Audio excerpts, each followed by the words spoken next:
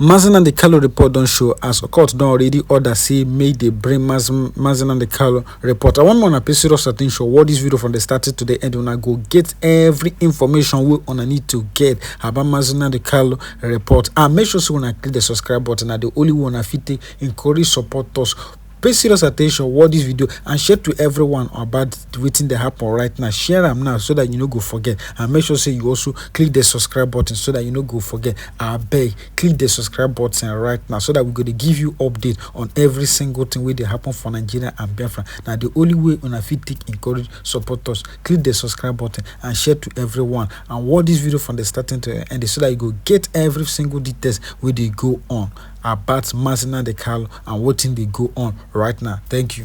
Finally, Mazi Nnamdi Kanu's medical reports have been submitted as required by the court. At the last court sitting in the court scenario with the full details of Mazi Nnamdi Kanu's health issue.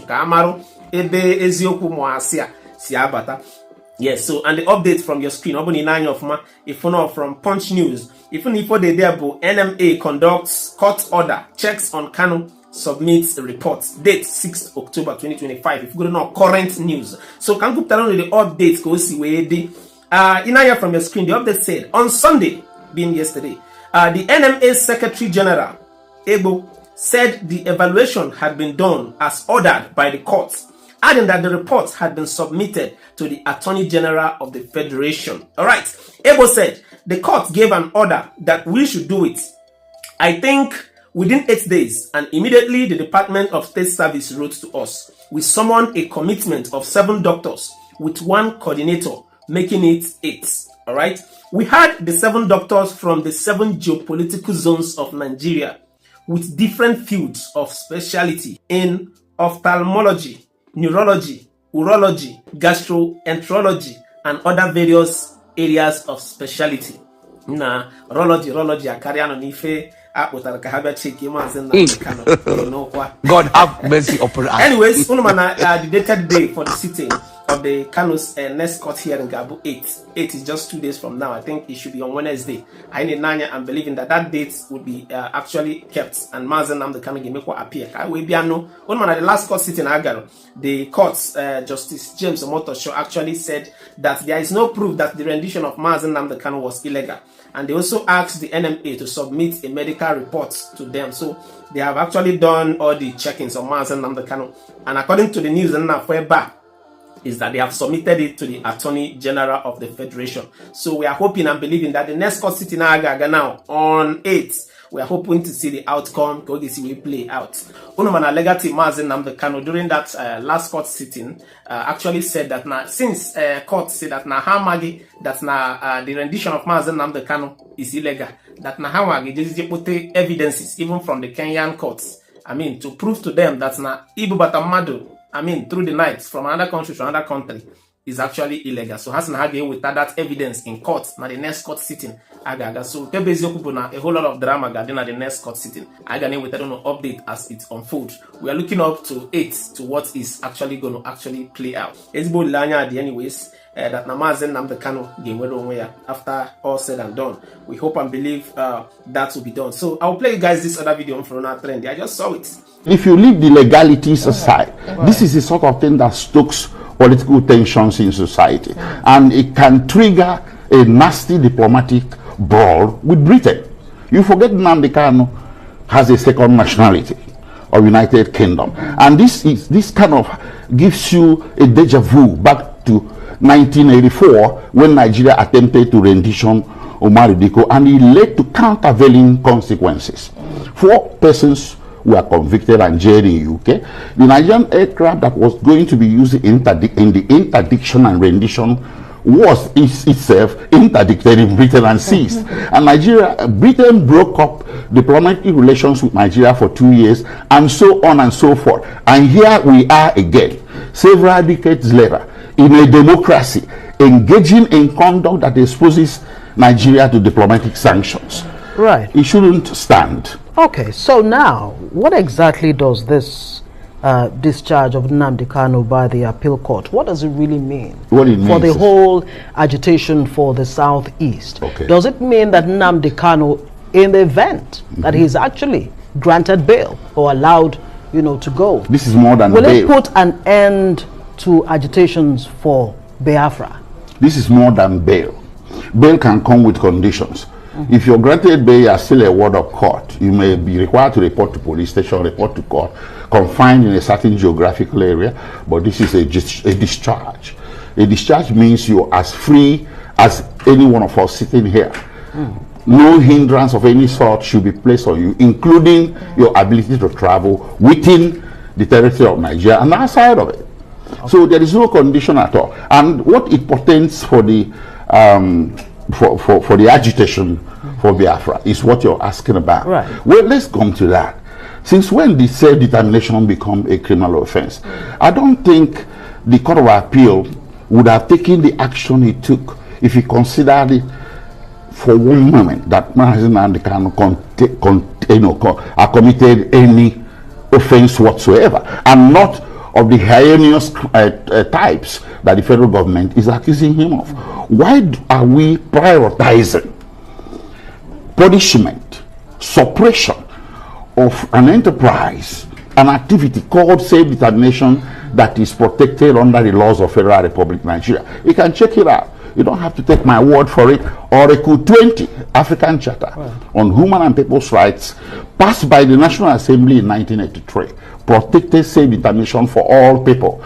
As a government, you can say no, but by all means, you shouldn't punish it. You shouldn't penalize it. Even if it is inconvenient to the government, you should consider it a political opinion, and you should not try to suppress it by means of punishment of some sort. Right. There are calls for a political solution. Yeah. Some Southeast leaders are also saying that, look, if with this ruling or judgment from the appeal court, it will bring back some level of peace to the Southeast.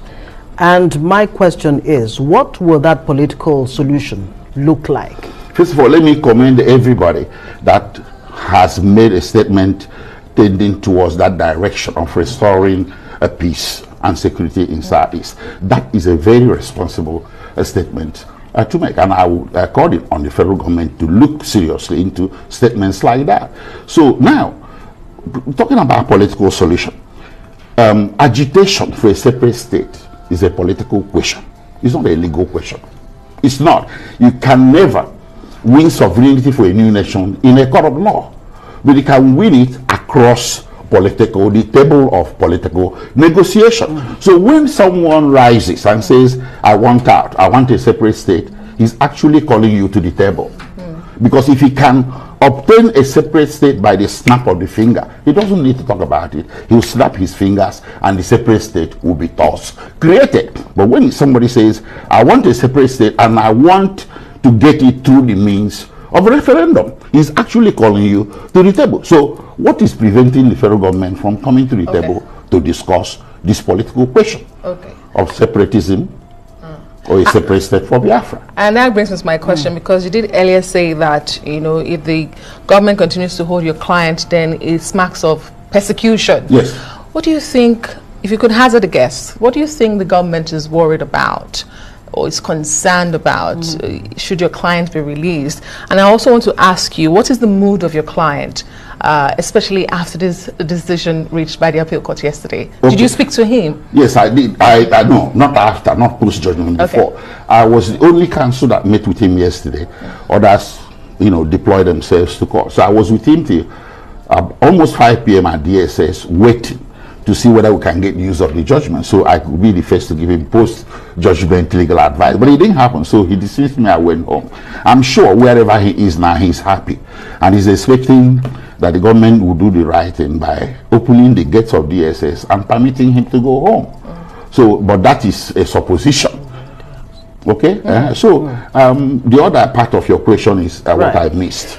What do you think is the concern of the government? Okay, well, I touched on this issue briefly.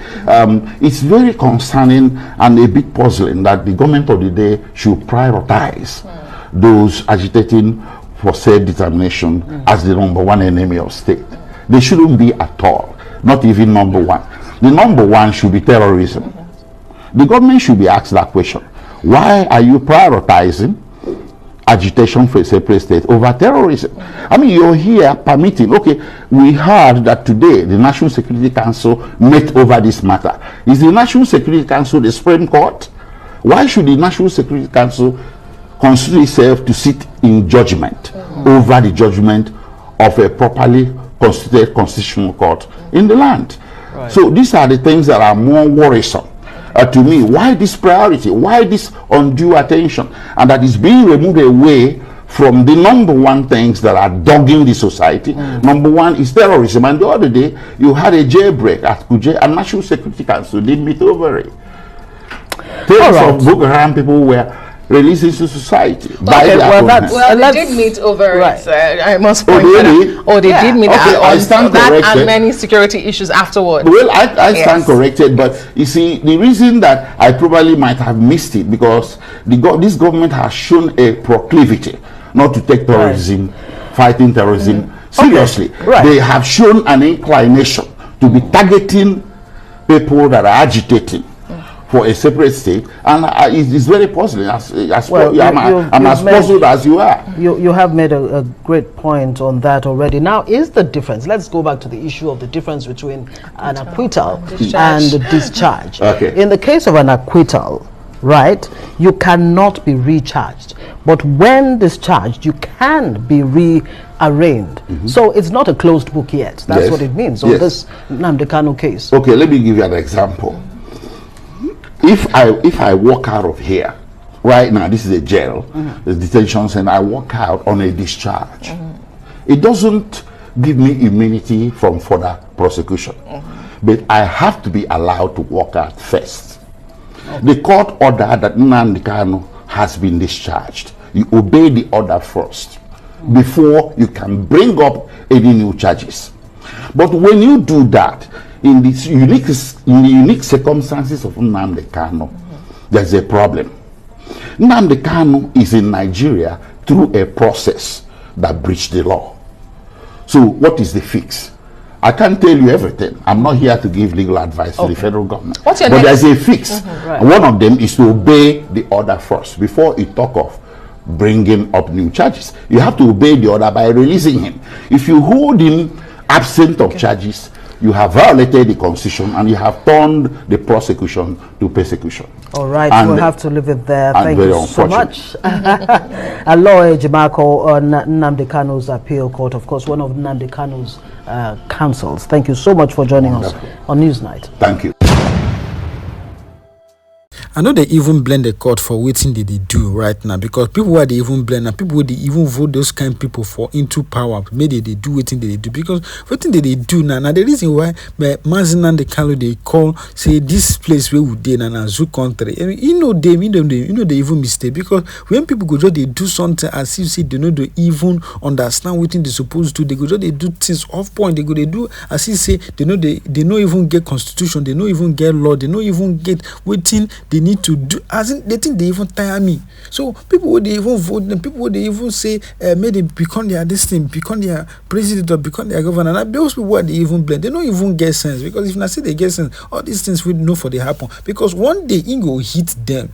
That's not now the reason why we they even pray say maybe say this man come out, maybe if he come out and not say everything now we would they even try. And I didn't say we they create enable environment, create policies where we say go they affect even the poor masses. And not sure say this agitation go they come out. Not be only Biafra they agitate, not be they always talk and not be only Biafra they agitate, or do what they even agitate, or even Nigeria that they agitate because of waiting. They think no hit them hard. They think they even paint. Nobody will go say in they happy with waiting they go on. And if you say they happy with waiting they waiting they go on, you they think about how waiting your children go even face. And I know saying that because of the small money where you get, and the reason why everybody they say may we just make the children this country they enough to divide them into 10 places, make everybody just go. We did plenty. Ghana, how many states we they were in before Nigeria? Only in fact only other states self na Ghana for na the whole population for we dey for Ghana. And I know they even blame the government, because if you start to they even talk all this now, why if you give them power they go just they do anything where they feel like. Well, this matter don't even tire me, but I know say one day all these things where they do now they beat around the bush. I know say one day it go happen, it go solve, and one day everybody go just see say one day NNAMDI Kanu don't even talk and say time shall come. everybody go just dey some people go there for their sleeping bed, they go hear say Biafra don't come.